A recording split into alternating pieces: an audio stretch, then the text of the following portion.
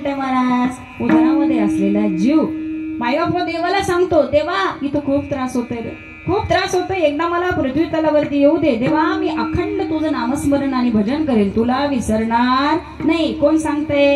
एक जीव देवाशी बोलतोय महाराज, ठीक आहे ना. बाहेर येऊ दे, मी तुझ्या नामाशिवाय राहणार नाही. आतमध्ये असताना सोहम सो, मी तुझा आहे, मी तुझा आहे, तू माझा आहे. कोण कोणास म्हणाले?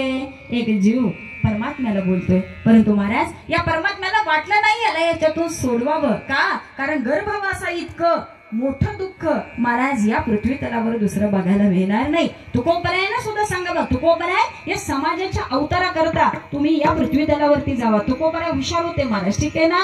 तुकोबरायांनी देवाचं सुद्धा ऐकलं नाही, तुकोबरायांनी देवालाच आट्ट घातली. देवा तुम्ही म्हणताय ना या पृथ्वी तलावरती जा, गर्भवास घ्या, मी 10 वेळा गर्भवास घेईन, परंतु देवा माझी एक अट्ट आहे, ठीक आहे ना. तुम्ही म्हणताय ना लग्नाला या, लग्नाला या, लग्नाला या, ठीक आहे, मी तुमच्या अट्ठासाठी लग्नाला येतो, परंतु जेवणाच्या वेळी मात्र डॉक्टरांनी सांगितलंय शुगर आहे, हे खायचं नाही, ते खायचं नाही, परत माणसात मला सांगायला लावायचं नाही, माझ्यासाठी सेपरेट एक बाजरीची भाकरी नाहीतर ज्वारीची भाकरी, कालवण असं करा तसं करा महाराज. आम्ही आमची फरमाईश आधी सांगतो का, पुन्हा माणसात बोलता येत नाही. आम्ही आमच्या अटी आधीच सांगून ठेवतोय. बघ मी बारशाला येते, परंतु मला ह्यातलीच साडी पाहिजे, जर मला दुसरी साडी दिली तर महाराज तिथं सुद्धा आमच्या कळवंडी चालू होतात का. हे सैर नाटक होते ना महाराज, आमच्या नाट्यगोत्यामध्ये हे सगळं चालतं. तुकोबराय सुद्धा इतके हुशार होते, तुकोबराय मी अवतार घ्यायला तयार आहे, परंतु कधी घेईन, माझ्या जर काही अटी तुम्ही मान्य केल्या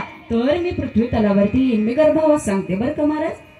मानव देह मिळतो आहे, परंतु मानव देह इतका सोपा आहे का? तो सहज नाही मिळणार महाराज. 84 लक्ष योनी भटकायला लागतात, त्यावेळी आम्ही मानव देह मनुष्य म्हणून जन्माला येतो. फक्त लोकांना ते कळत नाही, काही जणांना याचा अर्थही समजला नाही, याचं महत्वही कळालं नाही. मग काही जणांना ज्यावेळी आयुष्य जड होतं ना, ज्यावेळी या आयुष्यामध्ये काहीतरी अडचणी येतात, मायबाप कर्ज पाणी होतं, ज्यावेळी जगणं मुश्किल होतं, त्यावेळी महाराज एवढा सुंदर मिळालेला देह सुद्धा आम्ही आत्महत्या करून घालवत असतो. मायबाप मिळालेल्या जन्माचं आम्हाला सार्थक करता येतं का? नाही करता येत. म्हणून तुकोबराय सांगतात, देवा मी गर्भवास घेईन, परंतु मला एकच मागणं पाहिजे, एकच दान मागतो तुझ्या चरणाशी, की मला तुझ्या नामाचा कधी विसर पडू देऊ नको देवा. म्हणून पुन्हा पुन्हा सांगावं असं वाटतं, हे चिदान